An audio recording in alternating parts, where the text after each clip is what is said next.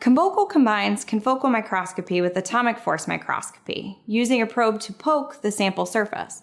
Although both techniques are effective individually, Conpokal facilitates fluorescence co-localization with mechanical characterization. The main advantage of the Conpokal technique is the near-simultaneous dual microscopy. Confocal investigates cytoskeletal and other cellular processes before and after AFM probing, which delivers area-specific mechanical properties. This technique is impactful within the mechanobiology field as, for example, brain cells can be probed under physiological conditions to examine electrical impulses and force transduction.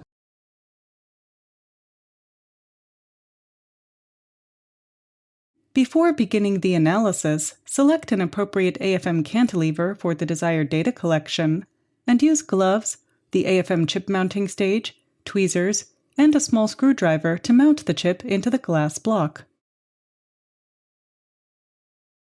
Carefully place the AFM chip onto the center of the glass block.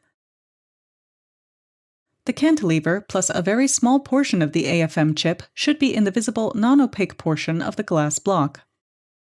Use the screwdriver to tighten the screw until the chip is snug against the glass block, and use a lens to check that the chip is oriented correctly. When the chip has been properly oriented, place the glass block into the AFM head in the proper orientation, and lock the glass block into place.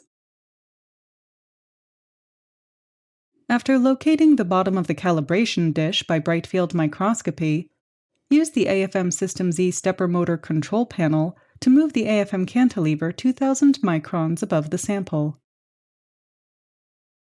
Using bright field